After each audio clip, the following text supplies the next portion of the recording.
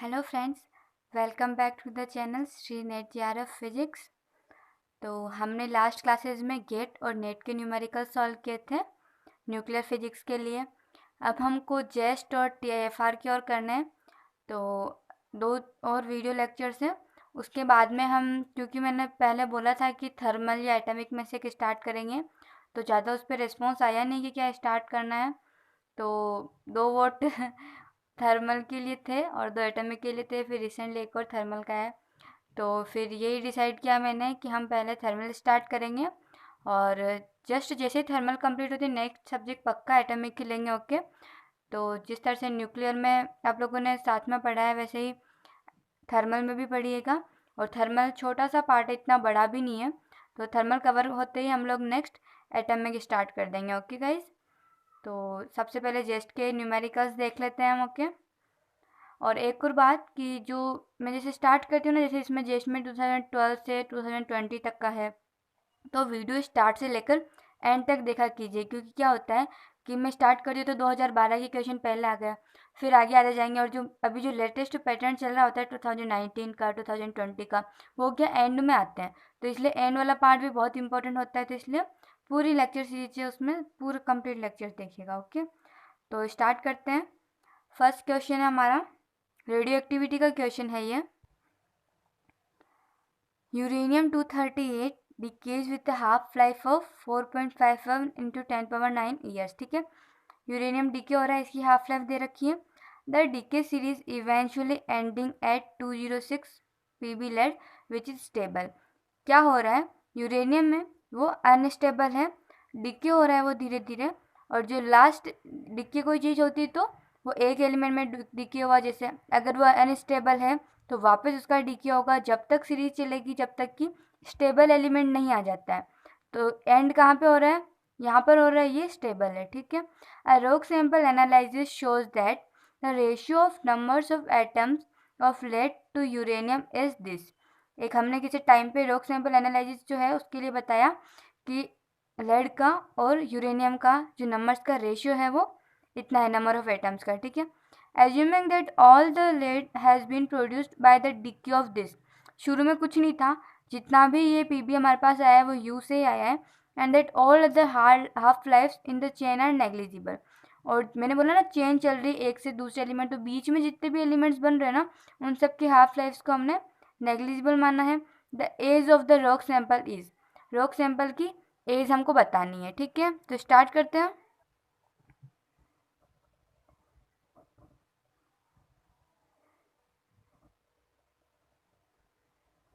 ये यूरेनियम 238 है, इससे लेड 206 बन रहा है। ठीक है, इसके लिए हमको हाफ लाइफ दे रखी है टी हाफ 4.51 इंटू 10⁻9 ईयर्स।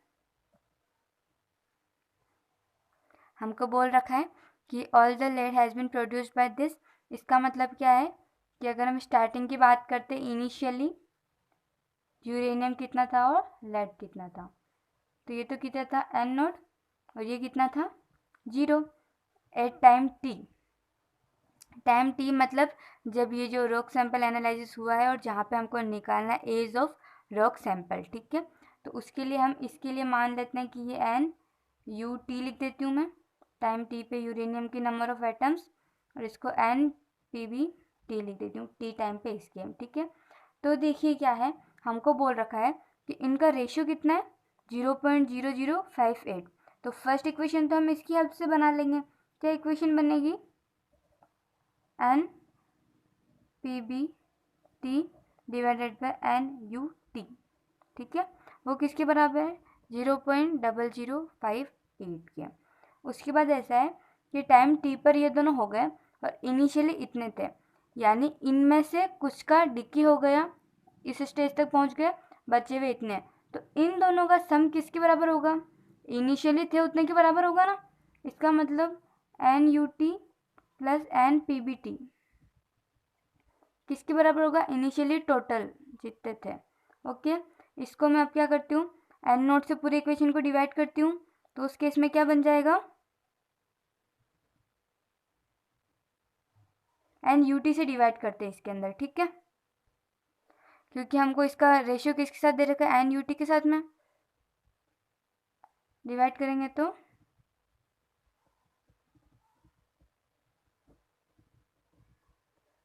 समझ जाना इसको, है ना। 1 प्लस, अब इसकी वैल्यू पूरी कितनी है, 0.0058, 0.0058, वो किसके बराबर होगा, N zero divided by N you T के। ठीक है, अब देखिए हमको पता है कि किसी टाइम टी के ऊपर जो हमारे बचते हैं वो जो अनडिकेड न्यूक्लियर, उसके इक्वेशन क्या होती है, n equals to n naught E to the power minus lambda t. तो एन यू टी किसके बराबर होगा, n note E to the power minus lambda t. इसका मतलब इनका अगर हम रेशियो निकालते हैं, n zero divided by N you t, वो किसके बराबर आएगा, e to the power lambda t के। इसका मतलब यहाँ पर ये किसके बराबर हुआ, e to the power lambda t के इस इक्वेशन में। ठीक है, तो यहाँ पर लिख देती हूँ आगे 1.0058 is equal to exponential of, क्या लिखेंगे अब इसको, ln2, यानी यहाँ पर लैम्डा है ना, तो लैम्डा क्या हो जाएगा, ln2 divided by T half. ठीक है, ln2 की जगह 0.693 लिख सकती हूँ मैं।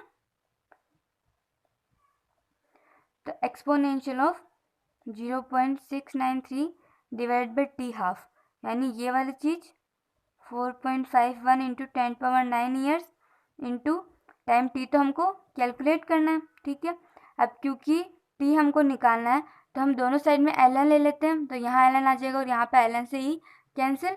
इसका मतलब L N 1.0058 is equal to 0.693 divided by 4.51 into 10⁻9 into T. अब क्या करेंगे, हम मोबाइल में कैलकुलेटर से एल एन जिसकी वैल्यू निकाल देना, वैल्यू आ जाएगी, इससे हमको टी की वैल्यू निकल जाएगी। ठीक है, तो टी की वैल्यू इससे आती है ऑलमोस्ट 37 इंटू 10⁻6 ईयर्स। ठीक है, तो ये किसके बराबर है, ऑलमोस्ट 38 इंटू 10⁻6 ईयर्स के। ओके, तो ये ए ऑप्शन हमारा आंसर हो जाएगा। नेक्स्ट क्वेश्चन है question number 2। The binding energy of the K shell electron in a uranium atom, ये दे रखा है इसका जेड है, will be modified due to screening effect of other electron and second one is the finite extent of nucleus as follows. Binding energy ये देखिए,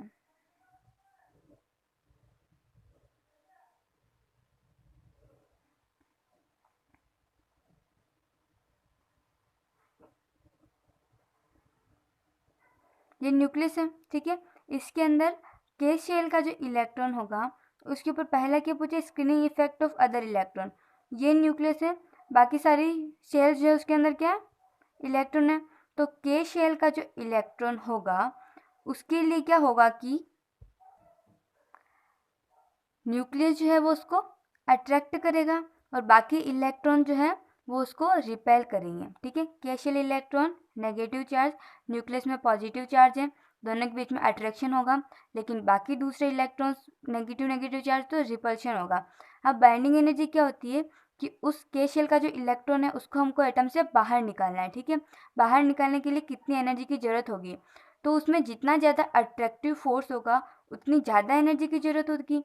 अब क्योंकि दूसरे इलेक्ट्रॉन जो है उसको रिपेल कर रहे हैं, यानी उनकी वजह से उसकी स्क्रीनिंग हो रही है, तो क्योंकि वो रिपेल कर रहे हैं इसका मतलब क्या होगा कि उसको निकालना थोड़ा सा आसान हो जाएगा, इसलिए उसकी बाइंडिंग एनर्जी जो है वो screening effect of other electrons की वजह से डिक्रीज हो जाएगी।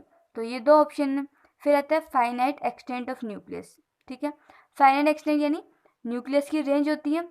ठीक है, रेंज फर्मी ऑर्डर की। ठीक है, तो उसके अकॉर्डिंग क्या है कि जो दूर के जो इलेक्ट्रॉन्स होंगे, क्योंकि पर्टिकुलर शॉर्ट रेंज फोर्सेस होते हैं न्यूक्लियर फोर्स, तो पर्टिकुलर फाइनाइट एक्सटेंट तक तो वो एक्ट करेंगे, लेकिन जैसे जैसे उससे अगर हम न्यूक्लियस से बाहर निकल जाते हैं तो हमको पता है कूलाम्ब रिपल्शन डोमिनेट करने लग जाता है और वो सब आता है। ठीक है, तो न्यूक्लियस की साइज भी फाइनाइट एक्सटेंट होने के कारण बाद में उसका फोर्स, न्यूक्लियर फोर्स जो है वो उतना डोमिनेट नहीं रहता है, इसलिए वो इफेक्टिव नहीं होने की वजह से बाइंडिंग एनर्जी वापस कम हो जाती है, यानी उसको निकालना आसान हो जाता है, तो डिक्रीजेस ड्यू टू सेकेंड। ठीक है, इसका आंसर बी ऑप्शन हो जाएगा।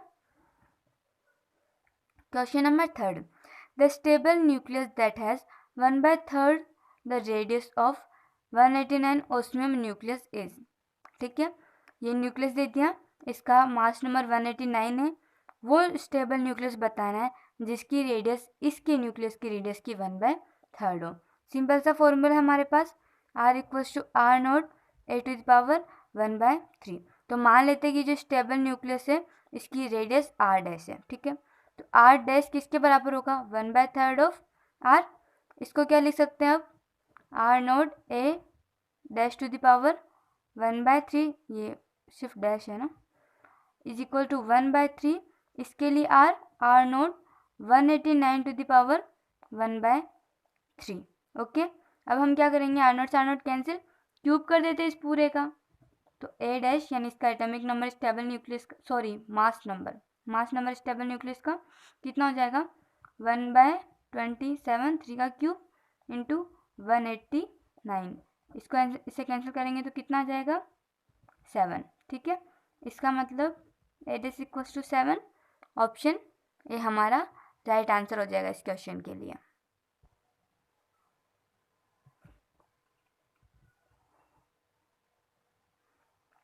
क्वेश्चन नंबर 4 है, in the mixture of isotopes normally found on the earth at the present time, uranium 92-238 has an abundance of 99.3%. 238 वाला जो आइसोटोप है उसकी अबंडेंस हमको दे रखी 99.3%. And uranium 92-235 has an abundance of 0.7%. ये कितना है नेचर में? 0.7% है. The measured life times of these isotopes are this and this respectively. इन दोनों के लिए जो लाइफ टाइम मेजर किए गए उनकी वैल्यू दी गई है. Assuming that they were equally abundant when the earth was formed. हम मानते हैं कि जब अर्थ बनी थी वो दोनों बराबर थे. The estimated age of the earth in years is. Years में हमको अर्थ की एस्टिमेटेड एज निकालनी. ओके, तो देखिए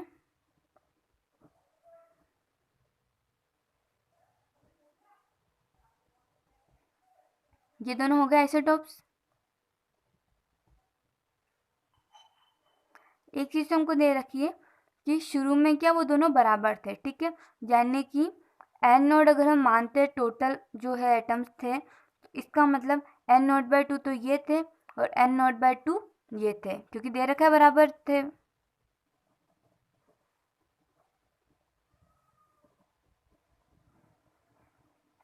ओके, देन अभी के लिए हमको बता रखा है कि ये कितना है? 99.3%. अभी हम मान लेते हैं, लेट पहले लिख देती हूँ, let initially total number of atoms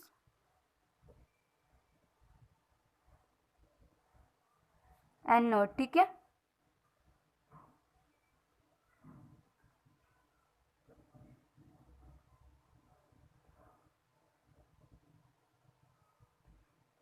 और अभी हम मान लेते हैं टोटल कितने एन टी है. ठीक है, तो अभी वाले के 99.3% ये है. नाउ टी टाइम पे बोले तो ये कितना है? 99.3 divided by 100 of N T. And ये कितना है? 0.7 divided by 100 of N T. Okay, हमको दोनों के लिए लाइफ टाइम दे रखे हैं, यानी टो 1 कितना है? 6.52 इंटू 10⁻9 ईयर्स.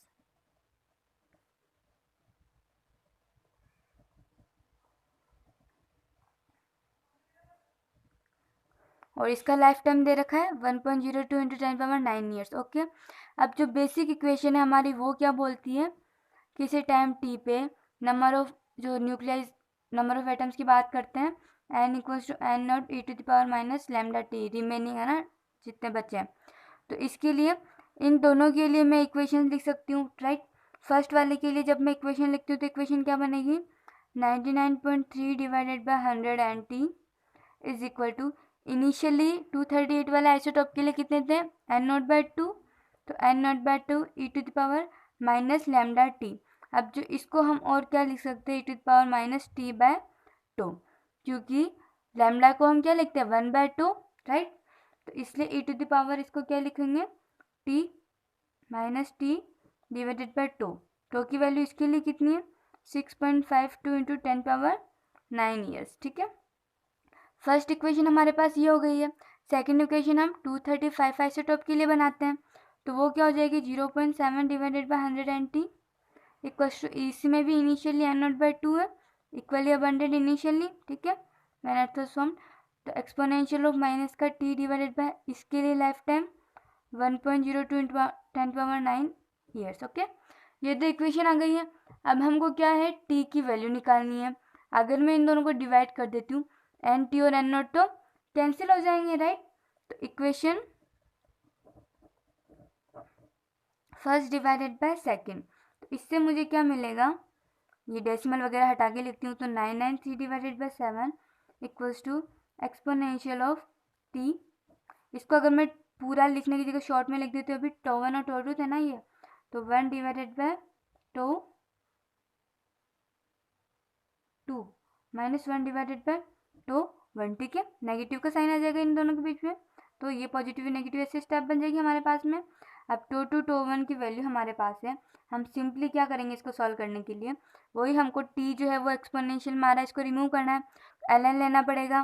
तो ln of 993 divided by 7 is equal to t1 divided by 1.02 minus 1 divided by 6.52, और ये बाहर 10⁻9 को कॉमन ले लेती हूँ, 10⁻−9 ऊपर गया तो ओके। अब बेसिक कैलकुलेशन है, ln कैलकुलेट कर लेना मोबाइल से, और फिर इस कैलकुलेशन को भी करेंगे तो t की जो वैल्यू हमारे पास निकल के आएगी वो ऑलमोस्ट कितनी आती है, 6 इंटू 10⁻9 ईयर्स।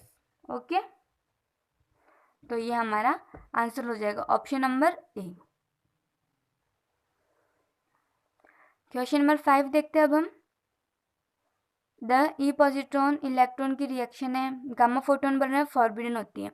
तो जब हमने एग्जैक्ट कंजर्वेशन लॉ पढ़ा था, उसमें जब लीनियर मोमेंटम कंजर्वेशन लॉ पढ़ा था, तो उसके अंदर इसमें बहुत डिटेल से बात हो चुकी है, तो आप लोग चाहे तो वो वीडियो देख सकते हैं। ओके, और शॉर्ट में मैं अभी भी एक्सप्लेन कर देती हूँ। देखिए क्या होगा, ये पॉजिट्रॉन इधर से आ रहा है, इलेक्ट्रॉन इधर से आ रहा है। ओके, इसका मतलब इसका जो मोमेंटम है वो इस डायरेक्शन में, इसके वेलोसिटी इस डायरेक्शन में, इलेक्ट्रॉन का मोमेंटम इस डायरेक्शन में है, तो इन दोनों का net resultant momentum P initial जो है वो 0 है। गामा फोटोन है, रिएक्शन के बाद में क्या हो रहा है, गामा फोटोन निकल रहा है, तो इसकी कोई ना कोई डायरेक्शन होगी, क्योंकि एक ही पार्टिकल निकल रहा है, इसके लिए एनर्जी जो है, और मोमेंटम की बात करते हैं अब हम, इक्वल्स टू पी सी होता है, एफ लिख देती हूँ फाइनल है ना, तो पी एफ क्या हो जाएगा, ई बाय सी, तो वो 0 के बराबर नहीं है, इसका मतलब पी इनिशियल जो है वो पी फाइनल के बराबर नहीं है। तो इस केस में लीनियर मोमेंटम जो है वो कंजर्व नहीं रहेगा, linear momentum is not conserve. Conserve कब हो सकता है, जब दो गामा फोटोन्स निकल जाए, जैसे ये इधर से निकला है तो वो उधर से निकल जाए, इसके जस्ट अपोजिट साइड से। ओके, उस केस में मोमेंटम कंजर्व होगा, वरना मोमेंटम जो है वो कंजर्व नहीं हो पाएगा। क्वेश्चन नंबर 6 देखते हैं। The half life of a radioactive nuclear source is 9 days। Okay, the fraction of nuclear which are left undecayed after 3 days। 3 दिन के बाद में फ्रैक्शन ऑफ न्यूक्लियर जो अनडिकेड रहते हैं, तो देखिए इनिशियली मान लेते हैं एनोड है, और किसी टाइम टी पे जब हम बात करते हैं तो जो बचे हुए होते हैं अनडिकेड, उसको हम एन से डिनोट करते हैं। वो कितने होते हैं, N equals to n naught E to the power minus lambda T होते हैं। अब जब हमको फ्रैक्शन पूछा जाता है तो हमको किसके कंपैरिजन में लेना है, इनिशियल के कंपैरिजन में लेना है, तो हम इसको एन बाय एन नोट लिखते हैं। ये हमको वैल्यू कैलकुलेट करनी है। एन बाय एन नोट की वैल्यू इस फॉर्मूले से कितनी आएगी, N by N not equals to E to the power minus lambda T. Okay, E to the power minus lambda को मैं क्या लिख सकती हूँ, ln 2 divided by T half. T half की वैल्यू यहाँ पर 9 days दे रखी है, तो 9 इंटू टाइम टी, टी कितना आफ्टर 3 days पूछा गया है, ठीक है। तो 3, इसको इससे कैंसिल करूँ तो नीचे 3, ठीक है, इसके बराबर हो जाएगा। अब हम लोग की ln की प्रॉपर्टीज लेके देखते हैं, तो इसको मैं क्या लिख सकती हूँ, E ln 2 to the power minus 1/3 लिख सकती हूँ। एक्सपोनेंशियल से ln कैंसिल, तो 2 की पावर माइनस 1/3, इसका मतलब 1 डिवाइडेड बाय 2 की पावर 1/3 आंसर हो जाएगा। ओके, ऑप्शन नंबर डी इसका आंसर है। क्वेश्चन नंबर 7 देखते हैं। A cyclotron can accelerate deuteron to 16 mega electron volt. एक साइक्लोट्रॉन है जो ड्यूट्रॉन को कितनी एनर्जी तक एक्सेलरेट कर सकता है? 16 मेगा इलेक्ट्रॉन वोल्ट तक. If the cyclotron is use to accelerate alpha particles, deuteron की जगह अगर अल्फा पार्टिकल्स को एक्सेलरेट किया जाना हो तो उनकी एनर्जी कितनी होगी, जो हमको ऑप्शंस में से बताना है. बोल रखा है take the mass of deuteron to be twice the mass of proton, यानी ड्यूट्रॉन का जो मास है वो ट्वाइस लेना है मास ऑफ प्रोटॉन के. And mass of alpha particles to be 4 times the mass of proton, यानी अल्फा पार्टिकल का जो मास है वो 4 टाइम्स मास ऑफ प्रोटॉन लेना है. ठीक है. अब देखिए एनर्जी क्या होती है. एनर्जी होती है Q square B square are square divided by 2m. किसके लिए? साइक्लोट्रॉन से जब कोई पार्टिकल, चार्ज पार्टिकल जो है वो एक्सेलरेट हो रहा है तो वो किस एनर्जी को अचीव कर पाएगा, उसका फॉर्मूला है ये वाला. ठीक है. साइक्लोट्रॉन से कर रहे हैं वो तो ये कि केवल ड्यूट्रॉन और चार्ज पार्टिकल चेंज हुआ तो इसमें क्या क्या चीज़ चेंज होगी? क्यू चेंज होगा और एम चेंज होगा. ये दोनों तो उसकी प्रॉपर्टी के अकॉर्डिंग सेम रह जाएंगे. तो अब क्यू जो है वो ड्यूट्रॉन के ऊपर कितना चार्ज है, तो प्लस ही चार्ज है इसके ऊपर. ठीक है. और अल्फा पार्टिकल के अंदर प्लस 2 चार्ज हम लेते हैं, तो 2 चार्ज होता है, लेते क्या है. ठीक है. 2He4 तो 2 प्रोटॉन से, उसके अंदर 2 न्यूट्रॉन से, न्यूट्रॉन्स तो चार्जलेस, 2 प्रोटॉन्स का चार्ज 2 ठीक है. तो अब देखिए इस फॉर्मूले से अगर हम ड्यूट्रॉन के लिए लिखते हैं एनर्जी तो वो कितनी आएगी? E square B square are square divide by 2 into mass जो है ड्यूट्रॉन के लिए वो 2 इंटू मास ऑफ प्रोटॉन है 2 mp. ओके. अगर अल्फा पार्टिकल की लिखती हूँ तो यहाँ पर क्यू स्क्वायर के लिए 2e का स्क्वायर यानी 4e square B square are square 2 into क्या है? Mass of proton, 4 times of mass of proton. Okay. 4 से 4 कैंसिल, तो E D divided by E alpha अगर मैं करती हूँ तो वो कितना आ जाएगा? ये वाली टर्म तो कैंसिल हो रही होगी, लिख देती हूँ तो B square are square divided by 4 of mass of proton into divided में आएगा ना, तो जैसे ई अल्फा को लिखूंगी तो e square B square are square divide by twice of mass of proton. ठीक है. तो इसका मतलब कितना आ गया ये? 1/2. ठीक है. तो एनर्जी अल्फा पार्टिकल निकल रहा है उसके लिए कितनी होगी? Twice of energy of deuteron. Deuteron के लिए दे रखे 16 मेगा इलेक्ट्रॉन वोल्ट, 2 इंटू 16 यानी 32 mega electron volt will be our answer. So answer is option number C. Next है क्वेश्चन नंबर 8. ये तो इसी बार का क्वेश्चन है, जस्ट 2020 का क्वेश्चन है. ओके. इजी क्वेश्चन है. Some bacteria are added to a bucket. ये क्वेश्चन देखा जाए ना तो एक तरह से तो रेडियो एक्टिविटी का है यू बोले तो, और बाकी ये क्वेश्चन कॉमन सेंस का. अगर आपको रीजनिंग आती ना तो रीजनिंग से भी आप इसको सॉल्व कर लोगे. Some bacteria are added, actually reasoning का ही देखे तो, some bacteria are added to a bucket at the time 10 AM. 10 AM पे कुछ बैक्टीरिया हम एक बकेट में डालते हैं. The number of bacteria doubles every minute. Her minute में जो, बस इसमें इक्वेशन बनाने का ध्यान रखना, the number of bacteria doubles every minute. ठीक है. इसका मतलब किसी टाइम टी पे जब हम बोलते हैं एन कितना होगा, तो इनिशियली एन नोट है into 2 to the power T. एक सेक जैसे शुरू में एन नोट है, 1 सेकेंड बाद में 2 की पावर 1 यानी 2 एन नोट, तो उसका डबल हो गया. 2 सेकेंड बाद में बोला तो 2 टू द पावर 2 यानी 4 एन नोट, तो जो उससे पहले वाले मिनट का था यानी 2 एन नोट का वापस डबल हो गया. ठीक है. वापस 2 का क्यूब करेंगे तो 8 एन नोट यानी 4 एन नोट का डबल. तो ये वाली इक्वेशन जो है वो इस लाइन को सेटिस्फाई करती है, the number of bacteria doubles every minute. Okay. And reaches the number of 16 into 10 power 15 at 10-18 AM, यानी 18 मिनट के अंदर उसका नंबर कितना हो गया? 16 इंटू 10 पावर 15. ओके. तो अगर मैं इसको लिखती हूँ तो 16 into 10 to the power 15 is equal to N not into 2 की पावर टी. टी यानी यहाँ पर 18 मिनट है, 2 की पावर 18. ठीक है. तो इससे एन नोट कितना हो जाएगा? 16 into 10 to the power 15 divided by 2 की पावर 18 हो जाएगा. अब क्वेश्चन बोल रहा है how many seconds after 10 AM were there 25 into 10 power 13 bacteria. 10 बजने के कितने सेकेंड बाद में 25 इंटू 10 पावर 13 बैक्टीरिया थे. ओके. तो इसके लिए हमको क्या लिखना है? वापस एन इक्वल्स टू यही वाला फॉर्मूला. ठीक है. तो n की वैल्यू कितनी दे रखी है, 25 into 10⁻13 equals to n not. n not की वैल्यू ये रही 16 into 10⁻15 divided by 2⁻18 into 2⁻t। Okay, इसका मतलब क्या हो जाएगा, इसको सॉल्व कर लेती हूँ मैं। 2⁻t is equal to 25 into 10⁻13 divided by 16 into 10⁻15 into 2⁻18। Okay, अब इसको सॉल्व करते हैं तो क्या हो जाएगा, सिंपल सी कैलकुलेशन है, कट किया 2 25 100 4 आ जाएगा, 4 को 2 का स्क्वायर लिख सकते हैं, 16 को 2 की पावर देख लीजिए कर ही देती हूँ, ये क्या यहाँ पे क्या बचा फिर 25 डिवाइडेड बाई 16 इंटू 13 से पावर 15 कैंसिल, नीचे बचा 100 इंटू 2 की पावर 18, इससे गया 4, तो इसको क्या लिख सकती हूँ अब मैं 1 डिवाइडेड बाई 2 की पावर 16 को तो 2 की पावर 4, 2 को 2 की पावर 4 इंटू 2 की पावर 18, 4 2 6, 18 में से 6 गए तो 2 की पावर 12। ठीक है, इसको और इसको कंपेयर करती हूँ, यहाँ पे लिख देती हूँ, तो टाइम कितना आ गया 12 मिनट।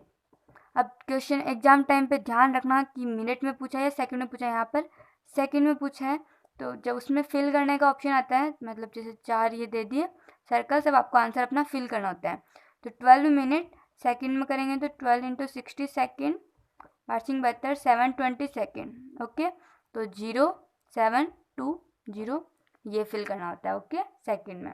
तो जैसे ये कुछ क्वेश्चन हम कर चुके हैं, आई होप आपको समझ में आए होंगे। नेक्स्ट क्लास में हम TFR के कुछ क्वेश्चंस करेंगे, उसमें मैं पहले ही सॉल्व करके रख दूंगी ताकि इजीली कवर हो जाएगा, पर प्लीज़ उस वीडियो को अच्छे से देखना, बिकॉज क्वेश्चंस अच्छे आते हैं TFR में, तो कंसेप्ट अच्छा बनने की वहाँ से रहता है। Okay, thank you guys.